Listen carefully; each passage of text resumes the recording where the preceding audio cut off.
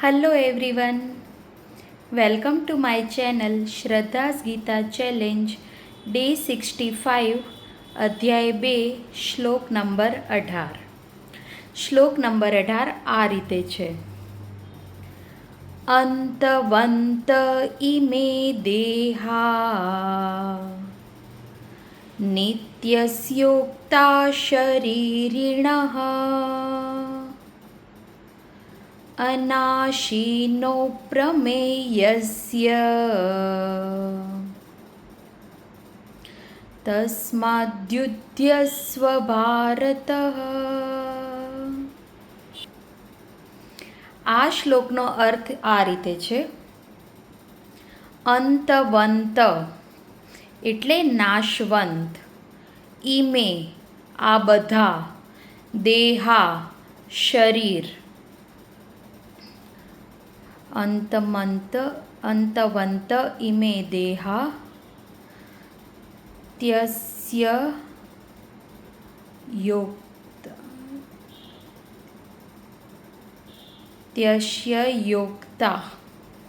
ત્યસ્ય એટલે શાશ્વત, ઉક્તા હોય છે, શરીરિણ એટલે શરીરનો માલિક, શરીરને ધારણ કરનાર આત્માની આ વાત થઈ રહી છે. અનાશીનો જે અવિનાશી છે, અપ્રમેય જે અપ્રમેય છે, જેનું પ્રમાણ નથી. બરાબર છે. અપ્રમેય, અનાશીનો અપ્રમેયસ્ય તસ્માદ તેથી, યુધ્ય એટલે યુદ્ધ કર, સ્વભારત અર્જુન, ભારત અર્જુન માટે શબ્દ વાપર્યો છે.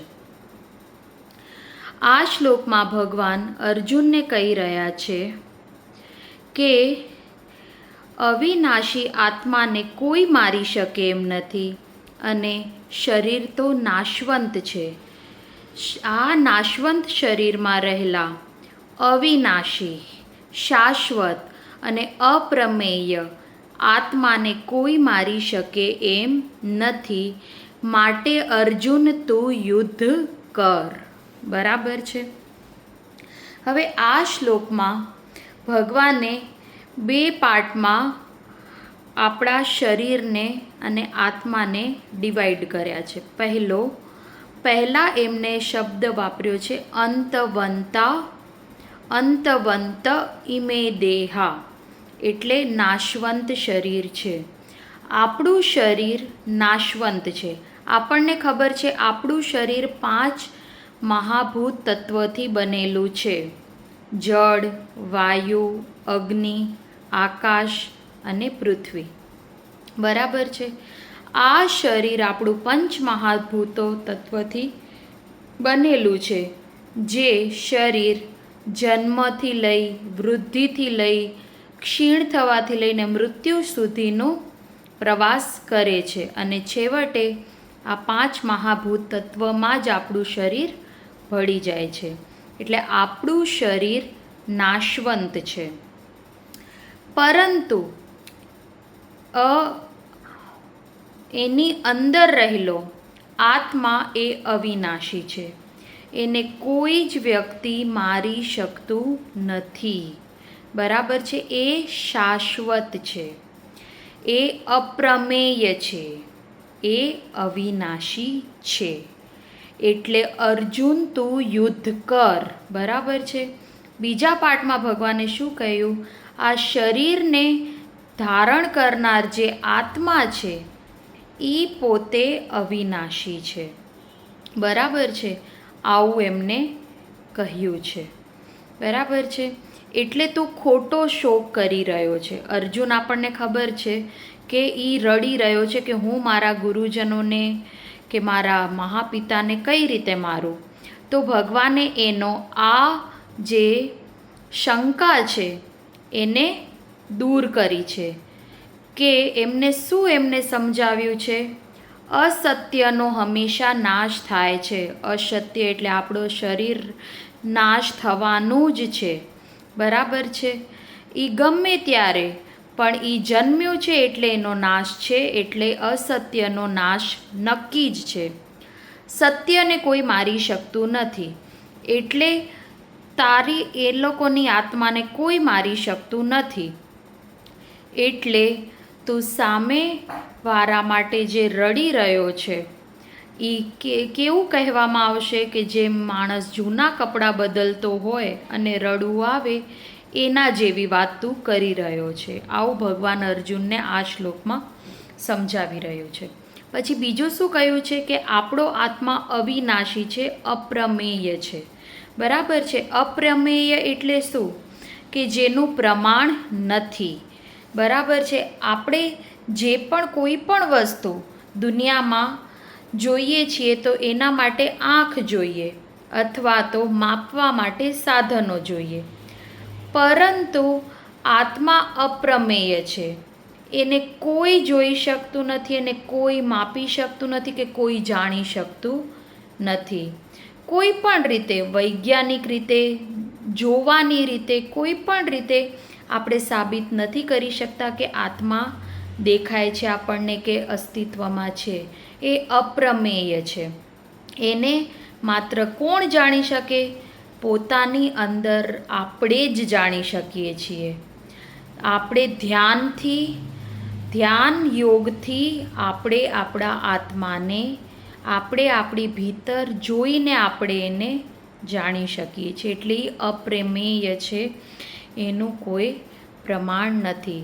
જેમ ટોર્ચ આપણને ખ્યાલ છે કે બધે પ્રકાશ આપે છે, પરંતુ એની અંદર રહેલા બલ્બને એ પ્રકાશ ક્યારે આપી શકતો નથી કે એ શોધી શકતો નથી. જે પ્રકાશથી ટોર્ચ આગળની બાજુ પ્રકાશ આપે છે એ પાછળ પોતાના બલ્બને પ્રકાશ આપી શકતો નથી, કે એ પ્રકાશ પોતાની પાછળ રહેલા બલ્બને શોધી શકતો નથી. એવી જ રીતે આપણી અંદર રહેલા આત્માને આપણે જ જાણી શકીએ છીએ. બરાબર છે. એટલે એને અપ્રમેય કહ્યું છે. પછી ત્રીજી વસ્તુ, ભગવાને આમાં અર્જુનને કડક રીતે કહ્યું છે, તું યુદ્ધ કરવા તૈયાર થા, તસ્માદ્યુત્સ્ય સ્વભારતઃ. બરાબર, કે તું યુદ્ધ કર. ભગવાને આ વસ્તુ કહી છે તો એમને કેટલી સરસ રીતે, કે એમને આધ્યાત્મિક જ્ઞાન એને આપીને એને કહીએ ને કે એવું નથી કહ્યું કે જા હવે તું હિમાલયમાં જઈને ધ્યાન કર, તું યુદ્ધ ના કર, તું ભાગી જા. પરંતુ એને કડક રીતે પોતાનું કર્મ કરવા કહ્યું છે.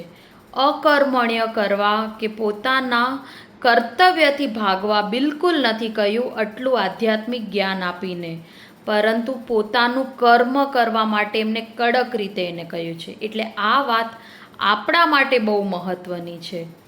આપણા જીવનમાં, આપણા ડેઈલી રૂટીનમાં આ વસ્તુ ખૂબ મહત્ત્વની છે. આપણને એમ થાય કે જે વ્યક્તિ ભક્તિવાન હોય કે આધ્યાત્મિક છે, એને આધ્યાત્મિક જ્ઞાન મેળવી લીધું એટલે અકર્મણ્ય થઈ જાય, કે એ કાંઈ નહીં કરે એમ. બરાબર છે. આખો દિવસ ભગવાન ભગવાન ભગવાન ભક્તિ. બરાબર છે. આપણે એવું માનીએ છીએ, પરંતુ ભગવાન આમાં ચોખ્ખા શબ્દમાં કહે છે કે સાચું આધ્યાત્મિક જ્ઞાન છે એ વ્યક્તિને અકર્મણ્ય એટલે આળસુ નથી બનાવતું, પરંતુ પોતાના રોજિંદા જીવનમાં આવતા રહેલા સંઘર્ષો અને મુશ્કેલીઓની સામે લડવા માટે એક વિશિષ્ટ દ્રષ્ટિ આપે છે, એક વિશિષ્ટ સમજ આપે છે. બરાબર છે.